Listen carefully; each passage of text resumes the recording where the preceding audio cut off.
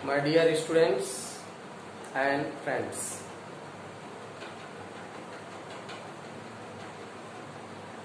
now today I am going to teach you on some morals.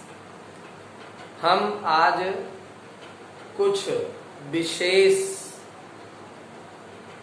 Topic पर बात करने जा रहे हैं। सभी स्टूडेंट्स और सभी फ्रेंड्स को गुड मॉर्निंग। जैसा कि आप जानते हैं, जीवन में सफलता प्राप्त करने का माध्यम लगनशीलता होती है।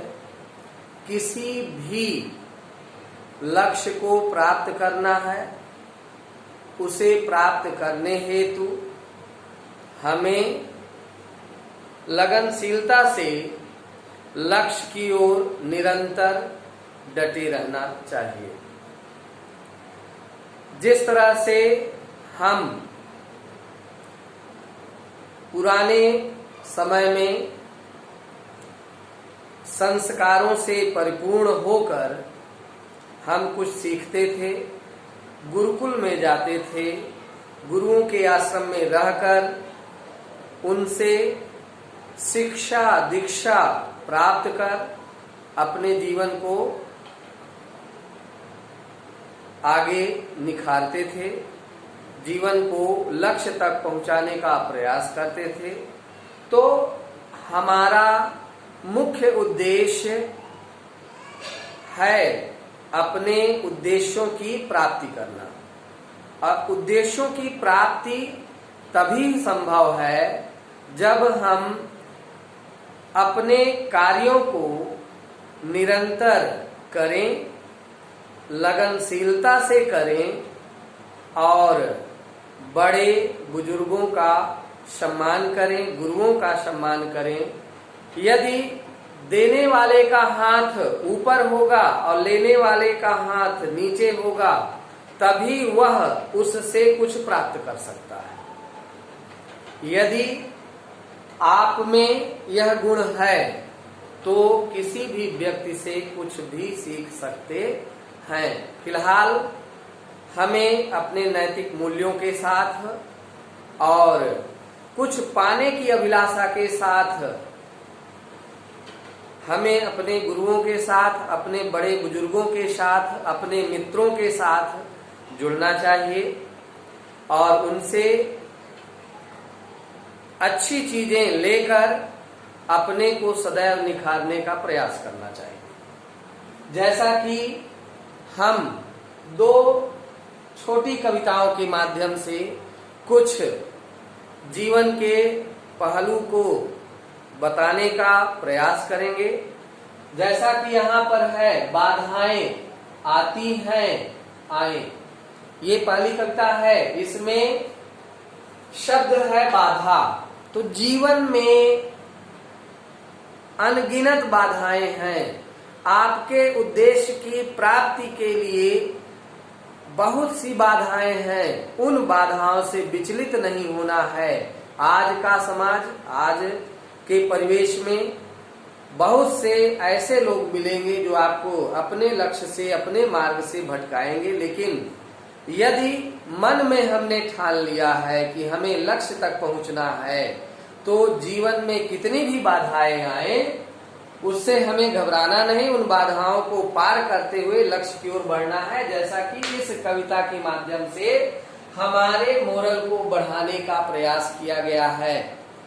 By this poem, we have to increase our moral and our confidence.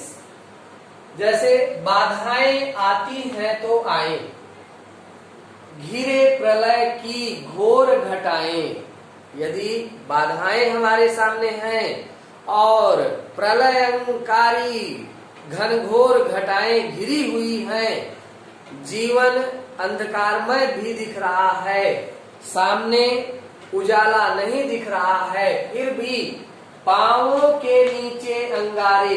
इतना ही नहीं, यदि हमारे पांवों के नीचे अंगारे भी आ जाएं, जलते हुए लावा अंगारे, सिर पर बरसे यदि ज्वालाएं, और सिर पर यदि ज्वालाएं बरस रही हैं, तपिश है, हमें लक्ष्य तक बढ़ने से रोकने के लिए अनेक बाधाएं हैं, फिर भी ध्यान रखिए, निज हाथों से हंसते हंसते, निज हाथों से हंसते हंसते आग लगाकर जलना होगा। अपने ही निज हाथों से हंस करके इन ज्वालाओं से, इन बाधाओं से लड़ना होगा, हमें आग लगाकर जलना होगा और कदम मिलाकर चलना होगा, कदम मिलाकर चलना होगा।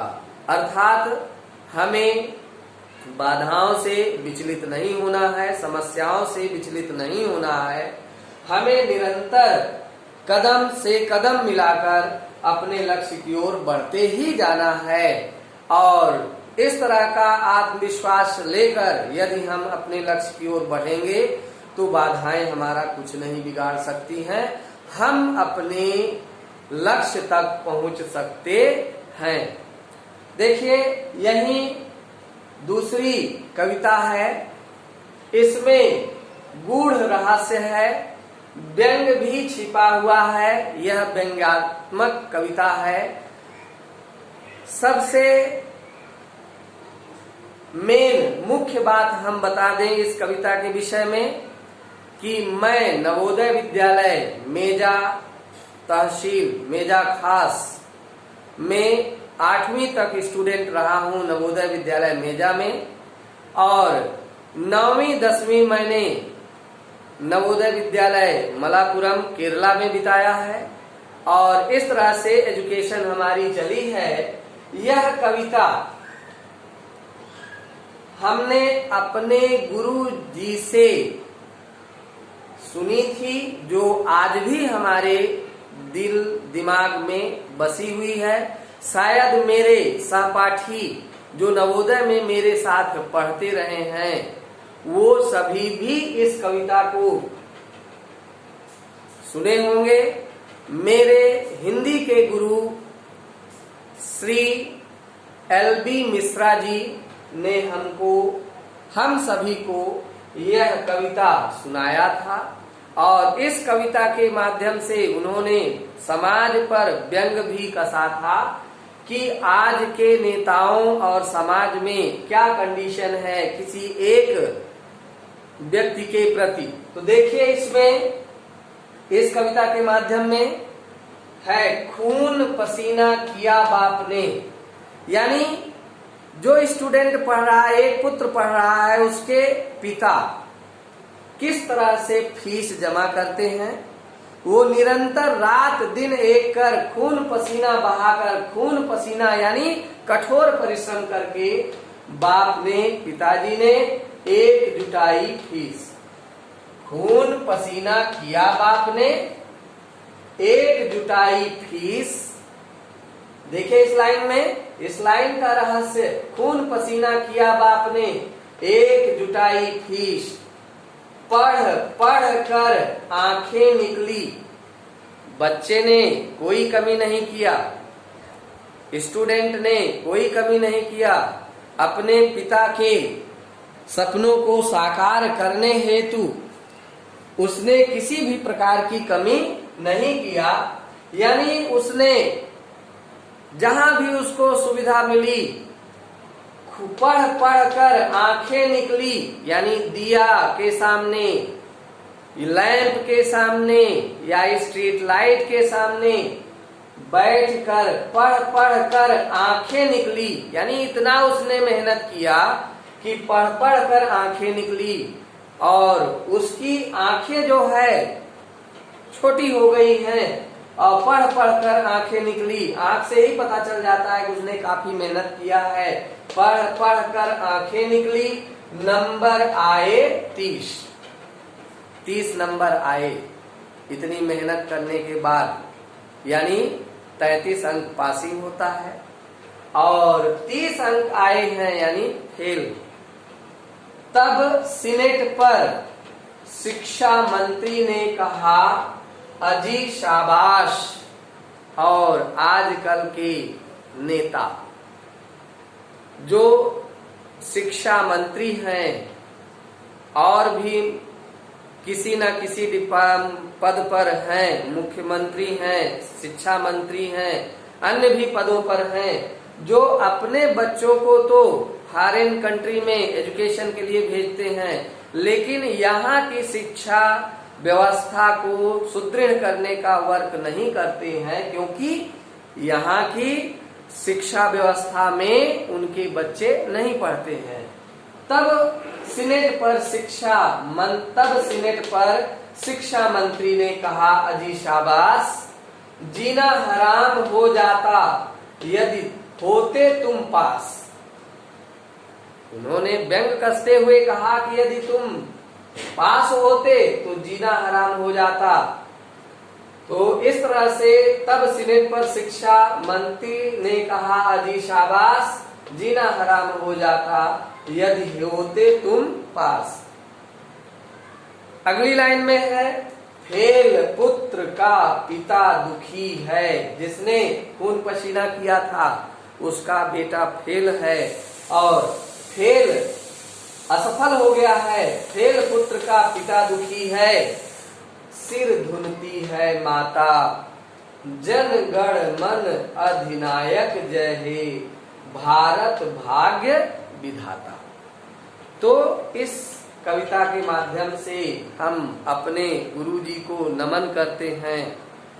उन्होंने हमें इस कविता के माध्यम से कुछ सीखने का अवसर प्रदान किया और आज मैं भी आप लोगों को इस कविता के माध्यम से आपकी मोरालिटी को, आपके कॉन्फिडेंस को, आपके आत्म क्षमता को जगाने का प्रयास कर रहा हूँ। फिर से एक रूट में, खून पसीना किया बाप ने, एक जुटाई फीस, पढ़ पढ़ कर आंखें निकली, नंबर आए 30। तब सीनेट पर शिक्षा मंत्री ने कहा, अजी शाबाश, जीना हराम हो जाता यदि होते तुम पास। फेल पुत्र का पिता दुखी है, सिर धुनती है माता, जन गण मन अधिनायक जय हे, भारत भाग्य विधाता। अंत में 2-4 लाइनें मैं और भी कहूंगा कि आज की परिपाटी, आज के परिवेश में, आज के समाज में, आज की विचारधारा में हम अपने आप को कुंठित ना महसूस करें, सुदृढ़ता से मेहनत करें और जो भी प्रस्तुत करें वह स्वच्छ और प्रमाणित हो। जैसे कि कुछ कविता हमें याद आ रही है कि भाईचारे का हमारा इतना नाता है, भाईचारे का हमारा इतना नाता है, दीवारों पर हम लिखते हैं। इस भाईचारे को दर्शाने के लिए हम चीनी भाई भाई, जब चीन और भारत का युद्ध हुआ था, फिर उसमें समझौता होने पर स्लोगन निकला था, हम चीनी भाई भाई। उस कंडीशन के तहत ही यदि हमारा भाईचारे से इतना नाता है कि हम दीवारों पर लिखते हैं और दिवाली पर पुत जाता है, तो ऐसा भाईचारे का नाता मत रखिए जो वक्त आने पर बदल जाए। एक कदम से कदम मिलाकर चलिए, एक दूसरे को आगे बढ़ाइए, स्वयं आगे बढ़िए और समरसता बना करके पढ़िए, अपने को सुदृढ़ करिए, अपने लक्ष्य की ओर बढ़िए। धन्यवाद।